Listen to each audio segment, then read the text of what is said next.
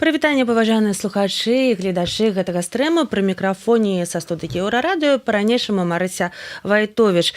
Сёння мы прэпаруем самыя вострыя тэмы тыдня ад выбараў у каардынацыйную раду, якія ўжо пачаліся, да прыватнага тупіка, у якім апынуліся беларускія добраахвотнікі ва ўкраіне. У нас у гасцях чалавек, які бачыць сітуацыю знутры і з юрыдычнага, і з палітычнага боку, юрыст НАУ і дэлегат координацыйнай рады Михаил Кірылюк. Вітаю. Добрый день. Паговорым пра тое, чаму выбары ў пратапарламент суправаджаюцца ператрусамі, спрэчкамі, узгадкамі пра Анжэліку Мельнікаву і чаму беларуская мова ва ўкраінскім СІЗА раптам стала пагрозай нацыянальнай бяспекі. Ну, калі паспеем, вось паспрабуем акрэсліць гэтыя ўсе тэмы. Я заклікаю вас быць актыўнымі, пакідаць свае каментары, пытанні пад гэтым стрымам. Калі для вас гэта бяспечна, не будзем марнаваць ні хвіліны. Пачынаем наш эфір. Так, з 12 па 18 траўня праходзяць другія выбары ў каардынацыйную раду. Гэта структура, якая прэтэндуе на ролю пратапарламента, але цяпер знаходзіцца пад наймацнейшым ціскам як звонку сілавікі ў Рэспублікі Беларусь, так і знутры рэпутацыйныя крызісы, спрэчкі і гэтак далей. Михаил, скажыце, Губазік ужо вось пачаў прыходзіць да сваяку дэлегатаў з ператрусамі. Галоўны страх выбаршчыка такім чынам верыфікацыя. Ці можаце вы, як юрыст і палітык, чалавек, які працуе ў палітыцы, гарантаваць, што голас у дадатку не стане для чалавека у Беларусі квітком за краты? Дзякую за пытанне. Глядзіце, каардынацыйная рада існуе ўжо колькі год, з 26. Увесь час Лукашенко, як з першых днёў з момента стварэння пачаў пераслед, з першага дня пачаў пераследаваць тых, хто ўвайшлі ў прэзідыум, у тых, хто ўвайшоў у асноўны склад, потым і тых, хто ўвайшоў у расшырены склад. І ўвесь час казалі, што усе слівы знойдзены, усе базы перапісаны, усе дадзеныя ў нас ёсць. І за 6 год ні разу не дала ГБ ніякага нармальнага пацверджання. Каб гэта было праўда, гэта вельмі лёгка прадэманстраваць. Да? Пакажы базу, пакажы дампы, выкладзі код. Гэта супер лёгка праверыць, ці это праўда, ці то няма. Дагэтуль гэта не было ні разу. І вельмі лёгка праверыць.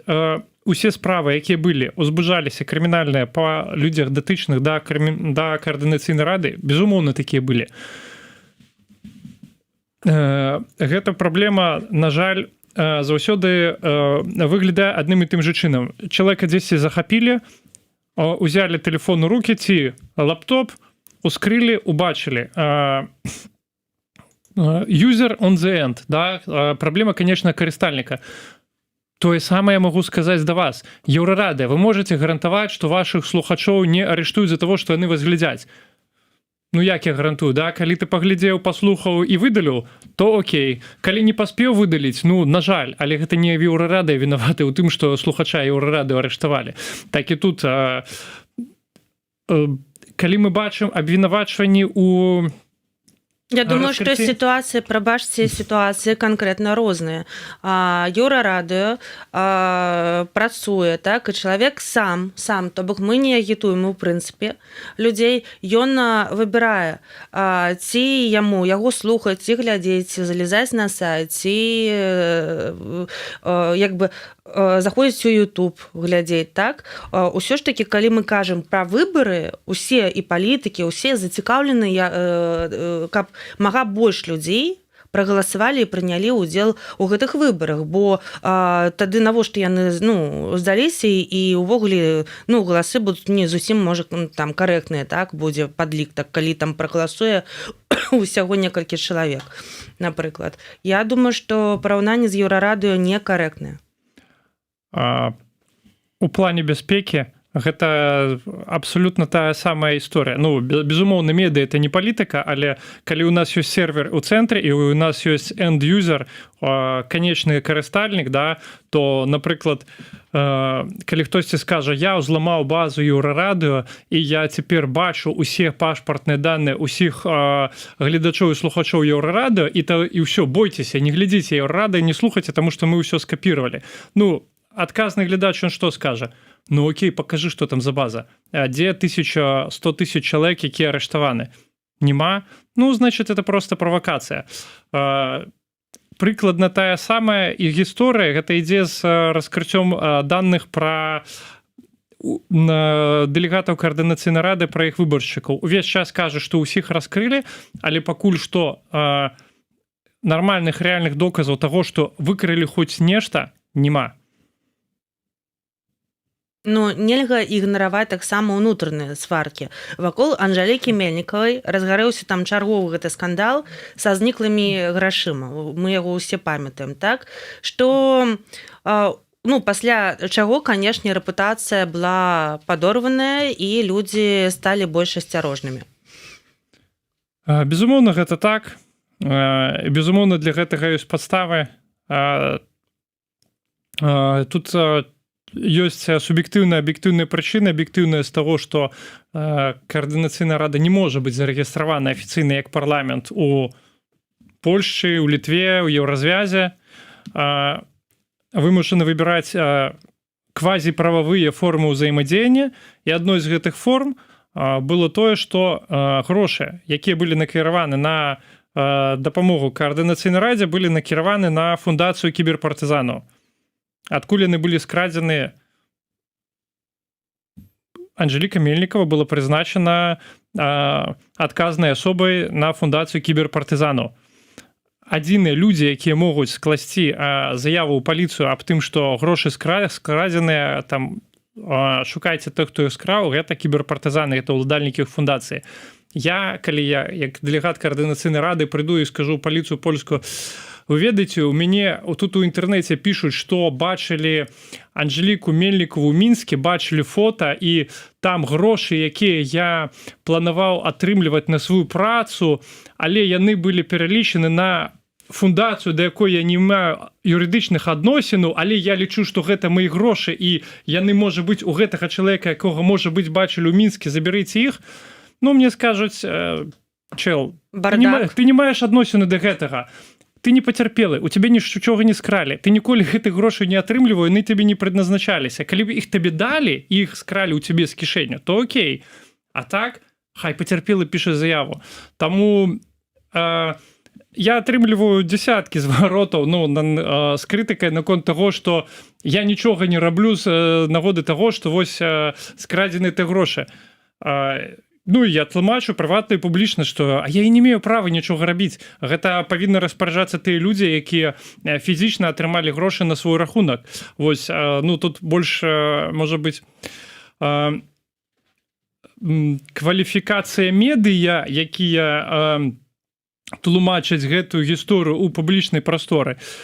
Ну, я спадзяюся, што ўсё ж такі пры ўсіх абставінах няхай лепш Анжэліка будзе жыва і ў Менску, чым тыя горшыя прадпалажэнні, якія былі пра яе ад пачатку, таму што, ну, пакуль што польская пракуратура ўзбудзіла справу аб знікненні польскай грамадзянкі, і пакуль што на падставе тых публікацый, якія былі ў інтэрнэце, наколькі мне вядома, польская пракуратура не спыніла гэту справу. Яны не напісалі ў сваёй справе, што ну, бачылі фоткі ў інтэрнэце, яны ў Мінску, яна жыва, здорова, ўсё ў парадку, яна з імі на сувязь не выходзіла. Таму на сёння каардынацыйная рада 80 чалавек.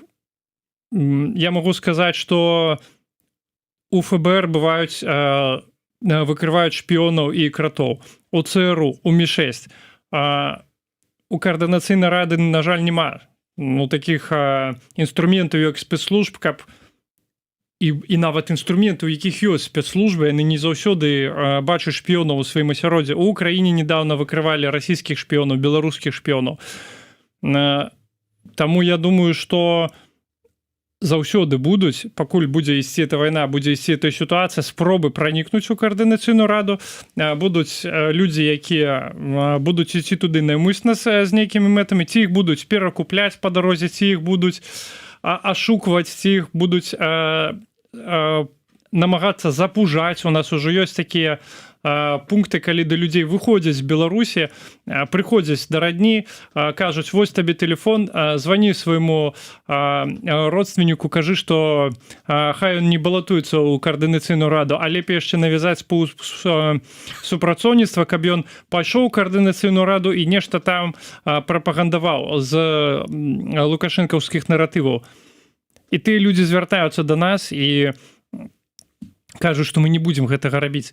І гэта вельмі добра, што так, таму што ёсць вельмі шмат матываваных людзей. Але з 80 чалавек, можна я абсалютна дапускаю, са 100 чалавек можа знайсцісь 1-2 нехта, хто будзе спакушоны либо грашыма, либо пагрозамі. Але 1-2 гэта немало, спадар Михаил. 1-2 гэта ўжо вялікая праблема для тых людзей, якія дзеляцца сваёй прыватнай інфармацыяй. Якая праблема? У Мельнікавай не была спісу ўсіх тых, хто ўдзельнічаў выбараў. У яе не была да этого доступа. Гэтага доступа яна не датычыла. Калі бы это было так, то мы бы уже уведалі. Калі б гэта было так, і яна бы паехала ў Мінск, то было бы уже арыштавана 1000 чалавек, напрыклад, ці 7000 чалавек. І прапаганда бы прям зараз бы показала бы спіс. Глядзіце, вось Мельнікава, вось тое, што мы ў яе выкралі, вось 1000 чалавек у тюрьме. Окей, але гэта тое, што было. А дзе гарантыя, што сёння умоўнай Мельнікавай не стане, ці ўжо не апынуўся той чалавек, у якога той доступ будзе? Таму што гэтыя людзі, якія ідуць, я не маю доступа. Я іду каардынацыйную раду, я не маю доступа ні да інфармацыі, ніхто прагаласаваў ніяк, ні пашпартныя даныя, ні дакуль. Вось, аператар кампаніі Лібера, якая працуе таксама з 2020 года і з якой таксама, на піке 1 000 000 галасоў, здаецца, у голасе было ўдзельнічала, калі там апытанку праводзілі ў падтрымку Святланы Ціханаўскай.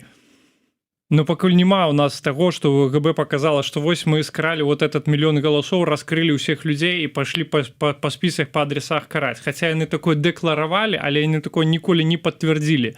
Вось.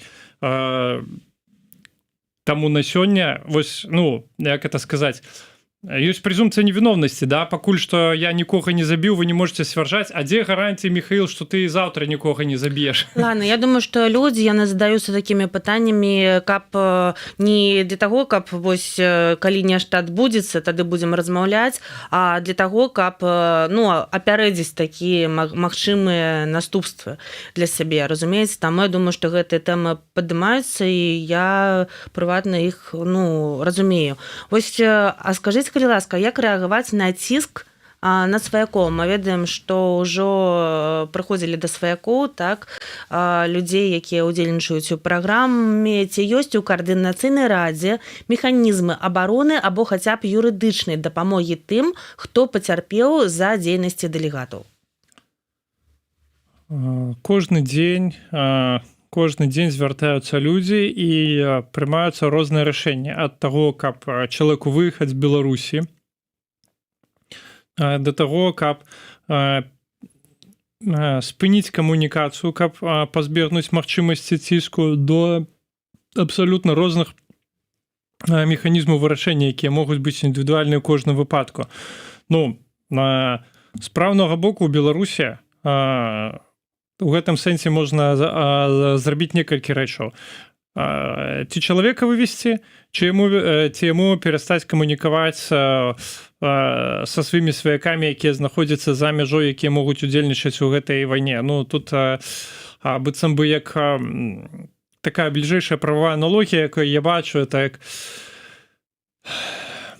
калі, напрыклад, Украіна ваюе з Расіяй, і там на акупаваных тэрыторыях Украіны ўсхода ёсць нейкая радня, чалавек, які служыць ЗСУ, да? Вось гэта прыкладна такі ўзровень ціска, да?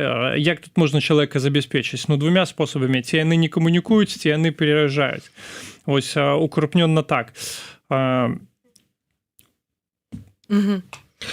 Ясно. Пакуль унутры дэмакратычных сіл ідуць спрэчкі там пра бюджэты, паўнамоцтвы, бяспеку, небяспеку. Знешнія ўмовы для беларусаў становяцца ўсё больш жорсткімі. У Польшчы і ў цэлым Еўрасаюзе назіраецца правы паварот. Ну, як бы мовіць, так бы мы гэта акрэслілі. На фоне расійскай агрэсіі міграцыйная палітыка становіцца ўсё больш жорсткай. І беларусы ўсё часцей трапляюць пад гарачую руку. Чаму тренд на ўзмацненне жорсткасці, напрыклад, у Польшчы, гэта не часовая з'ява, а доўгатэрміновая стратэгія, да чаго нам рыхтавацца? Ну, тут добрая ілюстрацыя — это апошнія выбары ў ЗША, там, дзе выбралі Трампа, больш правага палітыка, як наколькі это можна адносна сцвярджаць. Па-другое, гэта быццам бы агульнаеўрапейскі тренд, як вы сказалі. І па-трэцяе, тут яшчэ дабаўляе Пуцін тым, што ён ваюе. І гэта абсалютна лагічна для любога еўрапейскага палітыка, які хоча набыць сабе папулярнасць, сказаць: вось тыя людзі, якія сюды пускалі мігрантаў з усходу, яны рабілі дрэнна, а мы зараз паставім такую сцяну, што мыш не праскочыць. І на гэтым зарабляць сабе палітычныя балы. І як мы бачым, вось, напрыклад, польскі там закон о грамадзянстве. Спачатку Наўродскі выставіў дадатковае патрабаванне C1, потым ужо правячая кааліцыя выставіла B2. Нармальны запыт, здаецца мне, дарэчы, экзамен на B2 для чалавека, які прэтэндуе на грамадзянства, але паказальна, што гэта абмяркоўваецца зараз, і не 3 гады таму, да, не 5 гадоў, вось менавіта цяпер гэта адбылося. І мы, як грамадзяне краіны, якая пад кіраўніцтвам Лукашенка дапамагае Пуціну, на жаль, мы будзем пападаць пад эту раздачу. І тут якраз каардынацыйная рада можа быць карыснай у тым сэнсе, што можна хадзіць і абараняць інтарэсы беларусаў. І вось, глядзіце, вельмі проста ёсць аргументы, да? Калі у нас ёсць сацыялогія па Расіі, да? большасць расіян падтрымлівае Пуціна, большасць расіян падтрымлівае вайну у тым или іным сэнсе, у тым или іным за ўсе эти 4 гады. Большасць беларусаў супраць вайны. Большасць беларусаў жадае ездзіць у еўразвяз. Большасць беларусаў не жадае ніякай варожасці з еўразвязам. І тут у нас два вельмі дыаметральна супрацьлеглых грамадства. І то, што гэта вельмі зразумела для нас, ну, не зразумела для еўрапейцаў. Як гэта данесці еўрапейцам? Для гэтага і патрэбна каардынацыйная рада у тым ліку, каб нас ну так троху, бачыце, былі розныя трэкі для беларусаў і расіян, таму што ну не для ўсіх гэта увогуле вялікая розніца. І вось тут аналогія з каардынацыйнай рады, якую прыводзілі, што это як бы проста парламент. У меня есть трохі іншая аналогія. Я калі працаваў у Беларусі адвакатам, то трэба было, калі кліент да цябе прыходзіць, он кажа, што трэба мяне каб абараніць, трэба, каб ты выдаў мне даверенасць, каб я пашоў у суд. Калі кліент кажа: я тебе не дам даверенасць, таму што я тебе не давяряю, я не магу тебе абараніць. Я магу прыйсці ў суд толькі азнаёміцца з твоей справай, пракансультаваць тебе толькі, калі ты мне даш даверенасць, что ты мне доверяешь, потому что я приду в суд и скажу: я хочу забараніць Сергея Иванова, хочу поглядеть его документы, хочу написать от его заяву, мне спросят, кто ты такі. Так вось, координаційная рада — это 80 таких адвокатов-волонтеров. Бесплатно. Да? За гроши еўразвяза. Люди 2 гады будут ходить и оборонять. Выбери себе адвоката, дай себе доверенность. Калі ты не даешь доверенность, ну ходи сам. Калі тебе не падабаецца той адвакат, выбери іншага. Калі у тебя няма ніякага і ты сам не ходзіш, то ты павінен усведамляць, што твои правы будуць абараняцца значна горш, чым у тых людзей, у якіх адвакат ёсць, таму што да чыноўнікаў будуць прыходзіць прадстаўнікі там, не ведаю, грузінскай дыаспоры, украінскай дыаспоры, любой іншай дыаспоры, у іх усіх ёсць свае лабісты, у іх усіх ёсць свае актывісты, свае палітыкі, свае грошы, свае праўнікі. Калі у нас такога не будзе, ну, вядома, што нас тут не выключаць з жыхароў, не заставяць нас всех пераехаць, але ўзровень абароны праў будзе паступова паніжацца, магчымасць абароны правоў будзе ніжэй. Замест таго, каб казалі мы нешта пра сябе, будуць казаць нейкія іншыя людзі. Ці Лукашенка, ці расіяне, ці ўвогуле нехта яшчэ. Вось у гэтым ёсць сэнс. Окей. Тады маё пытанне такое. Мы кажам, што ёсць сэнс у нейкім інстытуце, які будзе там дапамагаць. Ёсць сэнс, вось у них будуць нейкія механізмы, яны неяк будуць. Я думаю, што праблема у недаверу у тым ліку праз тое, што людзі не разумеюць канкрэтна, чым і як. Так, у мяне канкрэтнае пытанне. Ці ёсць у беларускіх дэмсілаў і прыватна, напрыклад, у каардынацыйнай рады, так, рэальныя рычагі, каб, ну, як мінімум, апеляваць да Еўрасаюза за больш лаяльную міграцыйную палітыку, ці мы проста вось фіксуем пагаршэнне сітуацыі і ўсё. Ці сапраўды гэта, ну, будзе інструмент, ці гэта будзе, ну, давайте паразмаўляем, давайте яшчэ 5 гадоў паразмаўляем. Ці ёсць у прэзідэнта Наўроцкага абсалютнае права змяніць законы ў Польшчы так, як ён сабе жадае? Не! Бо тут дэмакратыя, тут адзін чалавек нічога не вырашае. Ці ёсць у платформы абыватэльская, якая ўзяла парламенцкая большасць на парламенце Польшчы зрабіць поўнасцю ўсю сістэму пад сябе? Не, таму што ёсць прэзідэнт Наўроцкі, які з іншай партыі, які накладае вета. Яны вымушаны супрацоўнічаць. І ў іх скандалы. Калі вы паслухаеце польскае палітычнае радыё, там будзе скандал на скандале. Зёбра выязджае да Венгрыі, потым да Амерыкі і так далей. Як вось, ну, переначваючы аргумент апанентаў, што я не давяряю вашай калегі адвакату, таму што вы спрачаецесь паміж сабой і не можаце выпрацаваць там нейкія рашэнні, і вы не можаце там дабіцца таго, каб нешта зрабіць ідэальна. І нават пры ўсіх тых мінусах, калі гэта калегія будзе існаваць, гэта будзе лепш, чым калі яе не будзе існаваць увогуле. Зараз ёсць палітычныя трэкі, ёсць ўзаемадзеянне з Рады Еўропы, з Еўрапарламентам, з кангрэсам мясцовага самакіравання. Ну, на самым простым узроўні, вось на якім я перыядычна камунікую, гэта ўпраўленне па справах імшаземцаў Польшчы, камісія фінансавага надзору, Міністэрства замежных спраў, Міністэрства ўнутраных спраў. Туды ідуць пісьма, туды ідуць камунікацыя, якая падпісаная прадстаўнікамі каардынацыйнай рады, якая прызнаецца сенатам Польшчы, і да гэтых пісем ідзе больш увагі, чым да, калі бы это было падпісана праўнік-валанцёр Сергей Іванов. І вось, да,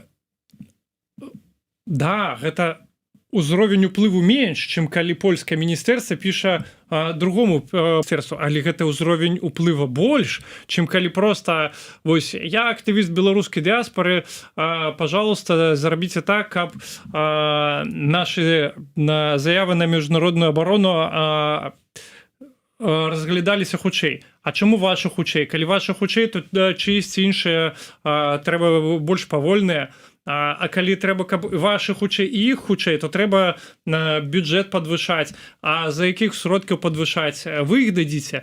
І трэба на гэта пытанне адказваць і абгрунтоўваць. І для гэтага будзе шмат больш магчымасцяў, калі ты можаш сказаць, што і да, так, лічаць большасць беларусаў па ўсіх адкрытых дадзеных. Вось, як большасць беларусаў прагаласавала за Святлану Ціхановскую, вось ёсць статыстычныя даныя, так і зараз больш тых беларусаў, якія прынялі ўдзел у выбараў, выбралі рабіць вось такую палітыку, рабіць просьбу. Таму што мне, ну, я вось калі гляджу выступы там нейкіх незалежных журналістаў, часам быў выступ, і там была парадаксальная фраза, у адной мінутным відэо журналіст кажа, праходили в обшукі у дэлегатаў у радні каардынацыйнай рады у Беларусі да людзей прыходзілі з обшукамі, кашмарылі, пагражалі радне, заводзілі крымінальныя справы, не гледзячы на тое, што каардынацыйная рада ні на што не ўплывае, нічога не вырашае. Дык няўжо журналіст, аналітык, спецыяліст у гэтай сферы не разумее, што праўдай можа быць толькі палова гэтага сцвярджэння.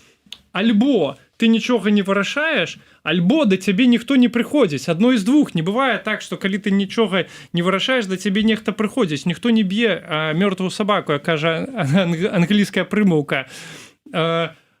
Калі Лукашенко, яго сілавікі вельмі чётка разумеюць ролю каардынацыйнай рады ў тым, што яна замяшчае яго прадстаўніцтва ў міжнародных структурах, і яны стараюцца з усіх сілы знішчыць гэта прадстаўніцтва.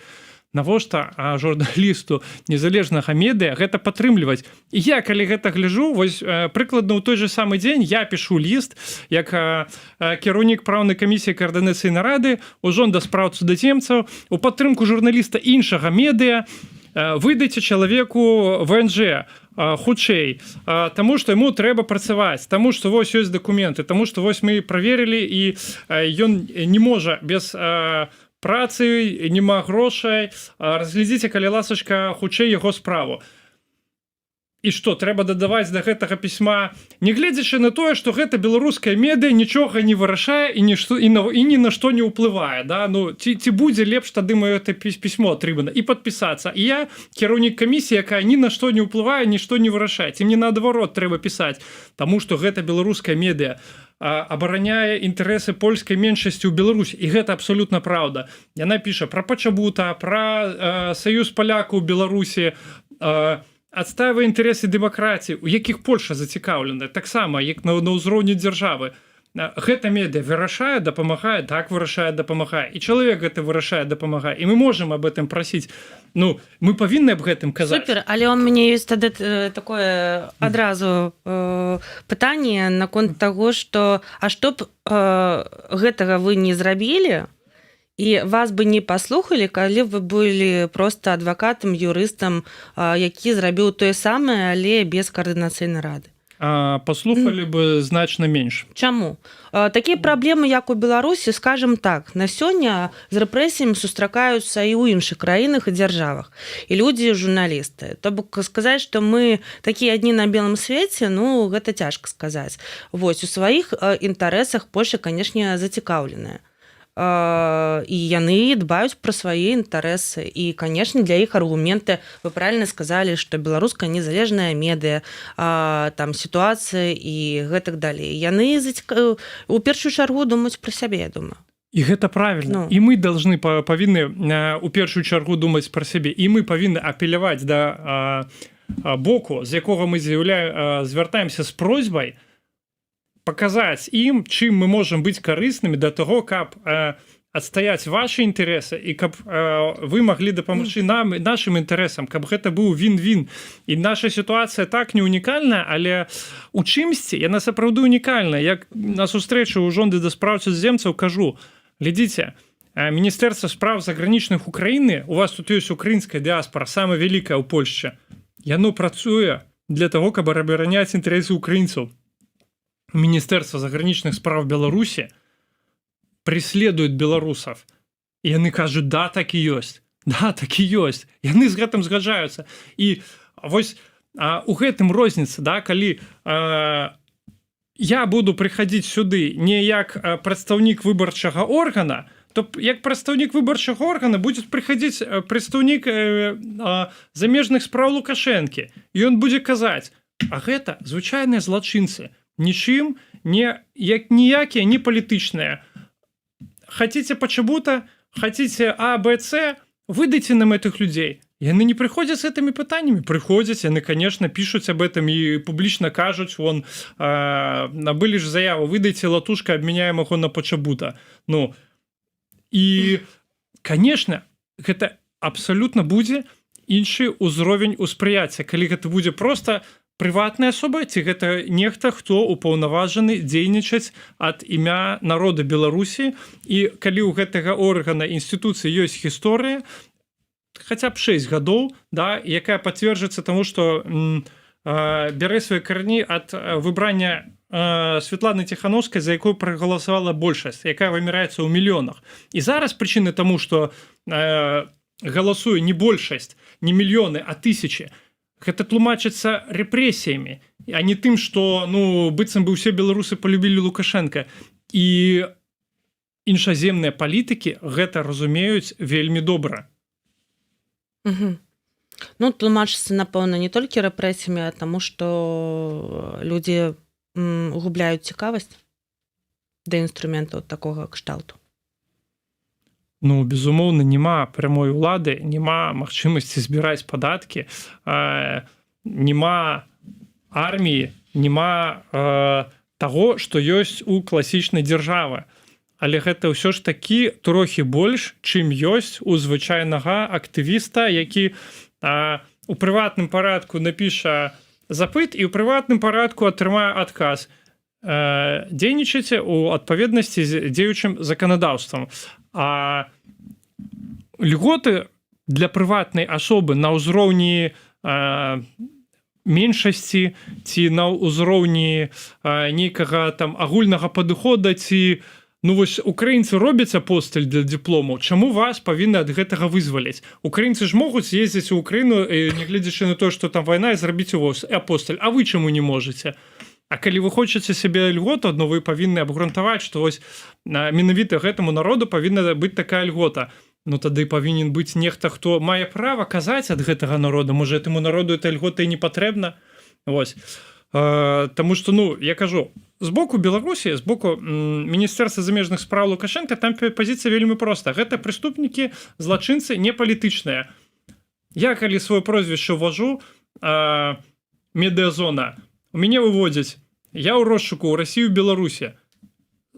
За што я там у розшуку? За то, што я як адвакат выхадзіў да медыа і казаў, майго кліента катуюць, і ён прасіў об этом паведаміць у медыа, таму што ён баіцца, што ён не выжыве. Всё, за гэта я ў розшуку.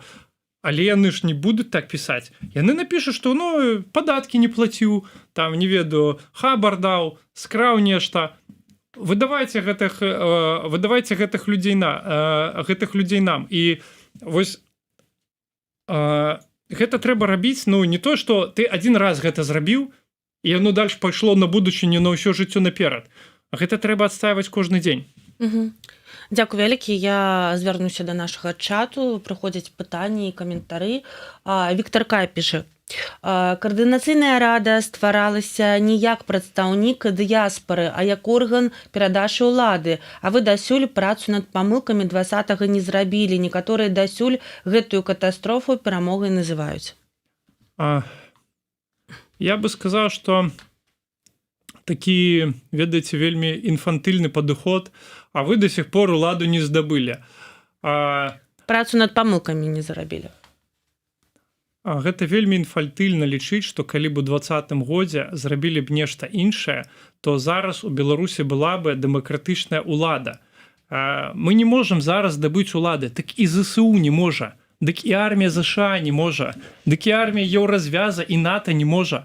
Каб выкінуць Лукашэнку з Беларусі, гэта тое самае, што выкінуць Пуціна з Донбаса. Папробуй выкінь. Калі з гэтым не спраўляецца пакуль што ні адна армія ў свеце, а вы хаціце, каб гэта зрабілі 80 валанцёраў бяззбройных у Еўразвязе. Давайте памяряць, якія ў нас рэсурсы ёсць і якія могуць быць. Калі б у 20-м годзе можна было зрабіць узброенае паўстанне? Можна было бы. Што бы было бы ў Беларусі? Я так предполагаю, што было б нешта накшталт Бучы і Гастомеля.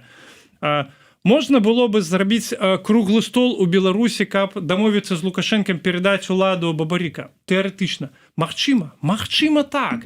Так магчыма. Што было б далей? Путинские войски, тому что Путину, я так предполагаю, я не военный эксперт, але я так предполагаю, что коли война идет с 2014 года и напад у 22-м, то у 20-м году уже путинские генералы разумели, что они будут нападать с территории Беларуси, и что им эта территория потребна. Ці мы думаем, что у 20-м году Путин бы дозволил, окей, хай мы отдадим эту Украину под сферу уплыва Заходу и не будем нападать на Киев на 100 километров коротей, а пойдем с боку Донбасса Донбасса, як это нам у 2014 году не ўдалося. Не, яму канкрэтна трэба было Беларусь, яму канкрэтна была Гомельшчына трэба, бо адтуль яму трэба было паставіць там і танкі, і войскі, і вышкі, і ўсё, і аэрадромы. І папракаць каардынацыйную раду у тым, што яна гэтага не магла спыніць, дык ніхто ў свеце пакуль што не змог. Дзякую вялікі, яшчэ адзін каментар і так, ён ад Алекса Маркіна. Дзякую вам вялікі, што актыўна удзельнічаеце ў дыскуссии. Проблема в том, что вы обращаетесь к белорусу, белорусски голосовать, не предлагая взамен ничего или очень мало, с которыми граждане Беларуси сталкиваются за пределами страны, да, Беларуси. И тут же удовлетворять политические амбиции небольшого круга людей через координационную раду, рискуя своей безопасностью или безопасностью близкими, так себе перспектива. Да мне здаецца, пералічу, што мы тут можам ламбаваць якія інтарэсы. Гэта вызавыя пытанні, гэта пытанне рахункаў, гэта пытанне легалізацыі. І гэта ўся справа, яна ішла, ідзе і будзе ісці. Што больш мы можам вам патрабаваць, за што мы можам бароцца за палітычныя амбіцыі? Ведаеце, калі б гэта уявіць сабе рэальны парламент, як польскі сенат, што заўтра мяне выберуць, я атрымаю сабе кабінет памочніка, аўтамабіль і зарплату, не ведаю, 3-5 тысяч еўра і ахову, і недатыкальнасць, і магчымасць пісаць законапраекты, які будуць воплощацца ў жыццё, да, тада бы это было справедлівае заняцце, справедлівае такое абвінавачванне, што што ўзамен? Узамен пакуль што людзі атрымліваюць вопшукі, крымінальныя справы і магчымасць пакуль што на валанцёрскіх падставах займацца тым, што хадзіць у свабодны ад працы часу у жонды, міністэрства, дзесьці парламенты і прасіць, патрабаваць, пісаць, абараняць, адвакатаваць інтарэсы беларусаў у тым сэнсе, у якім гэта зараз магчыма. Хто з беларускіх палітыкаў зараз вам можа прапанаваць больш? Я бы на гэта паглядзеў. Я думаю, что люди думают просто про перспективы и боятся про бяспеку. И людей у Беларусі лёгка зразумець у гэтым асабліва. І тут крытыкаваць, думаю, не варта. Ёсць яшчэ пытанне такое, якое тычыцца Анжелікі Мельнікавай. Андрей написал: а есть вообще доказательства, что это она эти деньги присвоила себе, а не просто на нее повесили эту недостачу?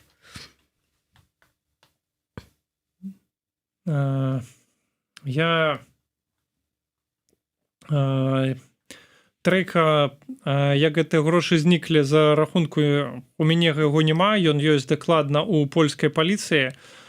Наколькі мне вядома, яна была кіраўніком, наколькі мне вядома, яна мела доступы да распараджэння рахункаў. Ці гэта яна зрабіла сама, ці нехта яе захапіў і там заставіў нешта зрабіць, ці нехта яе захапіў і скраў яе дадзеныя, ці нехта, ведаю, яе падкупіў і гэтыя грошы з ёй падзяліў. Гэта ўсё толькі гіпотэзы, адказ на которых зараз не мае ні польская паліцыя, ні польская пракуратура, і, адпаведна, не можам мець і мы. Дзякую. Яшчэ адно пытанне. Сёння ў нас такі не моцна ласкавы эфір, але гэта, мабыць, і добра, бо трэба разабрацца ва ўсіх пытаннях. Добра, што вы, шаноўныя слухачы, гледачы нашага стрыму, іх дасылаеце. Віктор К. таксама піша: у нас ёсць велічэнны рэсурс, ён завецца салідарнасці нашага народу, але вы яму справу для прыкладання салідарнасці не прапанавалі. Вы заклікаеце нечага чакаць, пакуль гэты народ на шыбеніцу вядуць. Я не разумею, у чым пытанне. Мяне абвінавачваюць у тым, што Я заклікаю чакаць, да не заклікаю чакаць. Мяне абвінавачваюць у тым, што народ на шыбеніцу вядуць. Ну, дык не я яго вяду. Я ось з таго часу, як я ў сваім адвакацкім кабінеце ў Мінску бачыў людзей, якіх катуюць, я аб гэтым даваю інфармацыю ад журналістаў да камітэта папыткаў, да камітэта ООН, да ўсіх міжнародных арганізацый, якія толькі былі. Потым пераехаў сюды, таму што мяне пагражалі арыштам і працягваю тут рабіць тую самую справу, расказваць людзям, што у Беларусі дагэтуль ідуць катаванні і трэба нешта рабіць, каб гэта спыніць на тым узроўні, на якім у мяне ёсць доступ.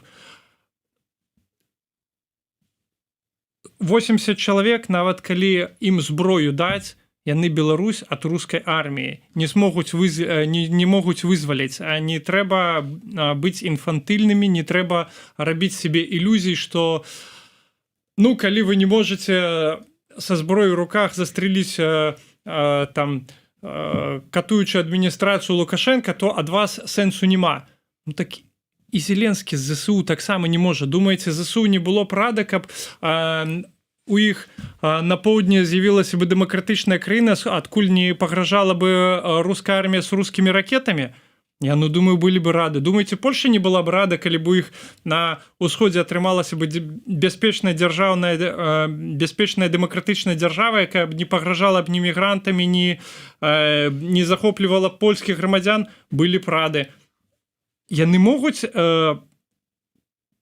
зрабіць такія высілкі, каб гэта прымусова. Не, яны ніхто не хочуць пакласці 100 000 сваіх чалавек у гэтай вайне. Ну, таму вось я кажу, абвінавачваюць у тым, што гэта не ўдалося ў нас. Ну да, не ўдалося. Мы робім тое, што мы робім. Мы не абяцаем нейкіх фантастычных, ведаеце, рэчаў, што вось прагаласуйце за мяне і праз 15 дзён Лукашенко не будзе ўлады. Ну, Лукашенко падтрымлівае Пуцін, ну, адзін з наймацнейшых дыктатараў у свеце, які абладае ядзернай зброяй. Вядома, што тут дыяпазон дзеянняў, ён, ну, некалькі абмежаваны. Спадар Павел Усаў недавно быў у нас у эфірах, і мы з ім абмяркоўвалі такую тэму. Я задала пытанне, ён крытыкаваў вельмі апошнія вось гэтыя слёты, так, беларусаў і беларусак. Вось навошта гэта ўсё патрэбна, проста фотачкі, ну, там мы абмяркоўвалі гэтую тэму. І ён сказаў, што калі выключыць, умоўна кажучы, беларускую апазіцыю за мяжой, то, ну, гэта ні на што не паўплывае. Ну, то бок, што так, што далей будуць рэпрэсіі, людзі будуць жыць, нават не заўважыць гэтага. Вы згодны з гэтым? А мы калісьці супрацоўнічалі з Паўлам Усавым. Я помню, ён там прыходзіў у офіс НАУ, выказваўся сваімі там паліталагічнымі развагамі. Для мяне проста цікава пазіцыя, з якой Павел Усаў выступае як палітык у сваіх развагах. Ён кажа, беларуская апазіцыя, як быццам бы, ну, окей, ёсць дзейнічае ўлада, ёсць апазіцыя продэмакратычная. Павел Усаў не адносіць сябе да апазіцыі, ён адносіць сябе да лаялістаў Лукашенка. Ну, дзіўна чуць. Ці ён адносіць сябе да хтосьці там над схваткай, ці збоку.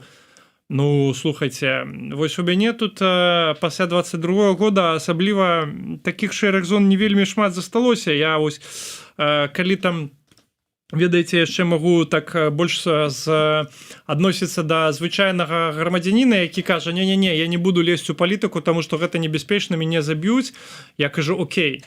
Да? Калі палітык кажа, што я не выступаю на баку дэмакратычных сіл, але я супраць Лукашенка, ну, у мяне няма веры ў такую пазіцыю. Дэ-факта ты сваімі дзеяннямі толькі спрыяеш Лукашенка. Таму што калі ты выступаеш супраць дэмакратычнай апазіцыі, ну, якую палітычную сілу ты падтрымліваеш, ну, акрамя Лукашенка і Пуціна? Да не, бо таму што больш ніякай і няма. Вось ёсць некалькі буйных цэнтраў сілы, а ўсімі астатныя настолькі малыя, што імі можна пренебречь у матэматычных раскладах. Таму ведаеце што, ну і конт таго, што ніхто не заўважыць, Ну, КГБ Лукашенко з ім не згодна. КГБ Лукашенко кожны месяц, дзень, год праводзіць спецаперацыі супраць актывістаў дэмакратычнай апазіцыі, робіць дос-атакі, якія каштуюць дзесяткі тысяч даляраў, наймае людзей у еўразвязе, каб сачылі. Это таксама стоіць дзесяткі тысяч даляраў. Подкупае людзей, да мяне выходзяць людзі, якія кажуць, што мне заставілі КГБ падпісаць заяву аб супрацоўніцтве, як мне зараз абскардзіць гэта, куды мне з гэтым звярнуцца. Таксама яны трацяць вельмі сур'ёзныя сродкі на... Я бы не сказаў, што яны ўспрымаюць гэта, ну, хай сабе не існуюць. Яны ўспрымаюць гэта як адзіную сур'ёзную пагрозу свайму існаванню. Ясна. Апошні каментар з нашага чату, і, на жаль, час ужо сканчаць нашу размову. Сёння, так, Алекс Маркин таксама піша: «Лично я не жду от вас ни армии, ни законов для диаспоры на территории других государств. Это невозможно, но за 5 лет можно было бы хотя бы как-то самоорганизоваться, чтобы Координационная Рада напоминала хотя бы протопарламент. Помощь белорусам оказывают другие структуры, а не Координационная Рада». Ну, безумоўна, на дапамогу беларусам аказваюць іншыя структуры. І офіс Светланы Тихановскай, НАО, праўныя арганізацыі, партызанка і Цэнтр беларускай салідарнасці.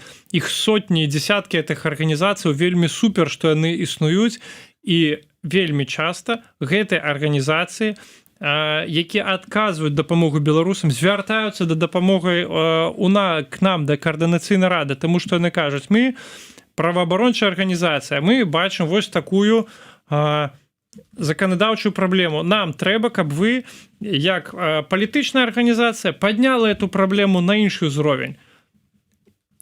І вы бачыце, што такія арганізацыі, як, магу сказаць, і «Вясна» супрацоўнічае, і іншыя праваабарончыя арганізацыі, яны бачаць сэнс у гэтым існаванні. Безумоўна, тое, што Координацыйная Рада она не можа і не выконваць функцыі гэтых праваабарончых арганізацый, якія працуюць на месцах. Але я ні разу не чуў ад праваабарончых арганізацый, што ім было б лепш, калі б у беларусаў знікла палітычнае прадстаўніцтва на ўзроўні польскіх ужондаў. Ну, ніхто з праваабаронцаў вам такое не скажа. Я ўпэўнены.